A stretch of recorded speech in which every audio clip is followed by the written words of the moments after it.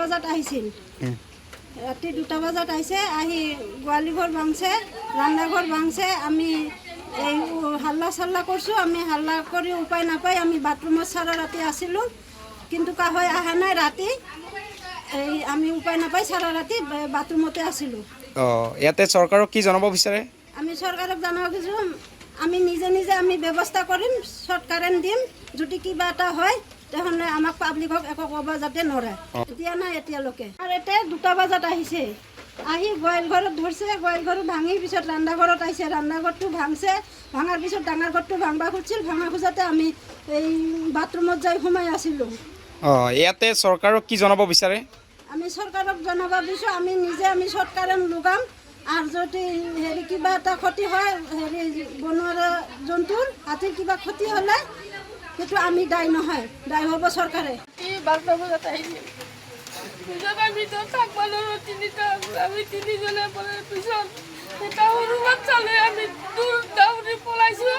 পিছত আমাকে দৌৰেৰে ধৰছে। পিছত দৌৰোতে পিছত নাপাই আমাৰ 2টা ঘৰ ভাঙি চুৰ মাৰ কৰি দিছিল।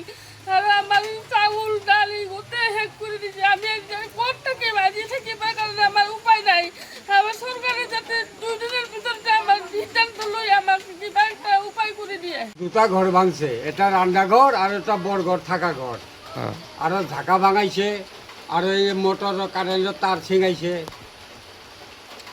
ইয়াত কি জনাব বিচাৰে? এতিয়া সরকারে ইয়াতে আমি আবেদন জানাম, এতিয়া সরকারে আমাক কি করে।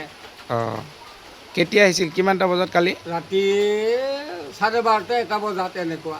কেইটা আহিছিল হাতী? 2টা আহিছিল। 2টা আহিছিল। হয়। আপুনি এতিয়া ৰাজ্য চৰকাৰক কি জনাব বিচাৰে? সৰকাৰক জনাম, এতিয়া আমাক যিটো ভাঙা চিঙা কৰিল গোহাঁয়ে, এতিয়া সরকারে আমাক কি দেয় কি করে সেইটো আমি অনুরোধ করি সরকারক।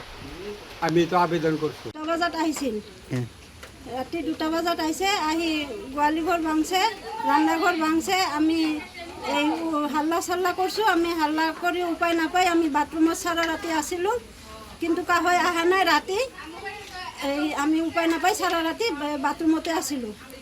ইয়াতে চৰকাৰক কি জনাব বিচাৰে? আমি চৰকাৰক জনাব খুজিছোঁ, আমি নিজে নিজে আমি ব্যৱস্থা কৰিম, শৰ্ট কাৰেণ্ট দিম। যদি কিবা এটা হয় তেহলে আমাক পাব্লিকক একো ক'ব যাতে নৰে।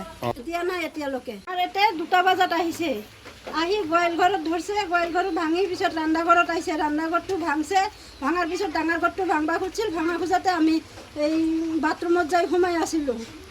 ইয়াতে চৰকাৰক কি জনাব বিচাৰে? আমি চৰকাৰক জনাব বিচাৰোঁ, আমি নিজে আমি শৰ্ট কাৰেণ্ট লগাম। আৰ যদি হেৰি কিবা এটা ক্ষতি হয়, হেৰি বনোৱা জন্তুৰ হাতীৰ কিবা ক্ষতি হ'লে সেইটো আমি দায়ী নহয়, দায়ী হ'ব চৰকাৰে। 12টা বজাত আহিছিল, পূজাবাৰ ভিতৰত থাকবা নোৱাৰো। আমি 3জনে পৰাৰ পিছত এটা সৰু বাচ্চালৈ আমি দৌৰি পলাইছোঁ। পিছত আমাকে দৌৰেৰে ধৰছে। পিছত দৌৰোতে পিছত নাপাই আমাৰ 2টা ঘৰ ভাঙি চুৰ মাৰ কৰি দিছিল। আৰু আমাৰ চাউল দালি গোটেই শেষ কৰি দিছে। আমি ক'ত থাকিম, আজি থাকিবৰ কাৰণে আমাৰ উপায় নাই। আমাৰ চৰকাৰে যাতে 2 দিনেৰ ভিতৰতে আমাৰ সিদ্ধান্ত লৈ আমাক কিবা একটা উপায় করে দিয়ে। 2টা ঘর ভাঙছে, এটা রান্নাঘর আর এটা বড় ঘর থাকা ঘর। আর ঝাঁকা ভাঙাইছে, আর এই মোটর কারেন্টের তার ছিঙাইছে। ইয়াত কি জনাব বিচাৰে? এতিয়া সরকারে ইয়াতে আমি আবেদন জানাম, এতিয়া সরকারে আমাক কি করে। কেতিয়া আহিছিল, কিমানটা বজাত কালি? রাতি 12:30 1টা বজাত এনেকুৱা। কেইটা আহিছিল হাতী? 2টা আহিছিল। 2টা আহিছিল। হয়। আপুনি এতিয়া ৰাজ্য চৰকাৰক কি জনাব বিচাৰে? সৰকাৰক জনাম, এতিয়া আমাক যিটো ভাঙা চিঙা কৰিল গোহাঁয়ে, এতিয়া সরকারে আমাক কি দেয় কি করে সেইটো আমি অনুরোধ করি সরকারক। আমি তো আবেদন করছি। যিকোনো খবৰৰ বাবে যোগাযোগ কৰক 7099017330 লগতে 7099017110 নম্বৰত।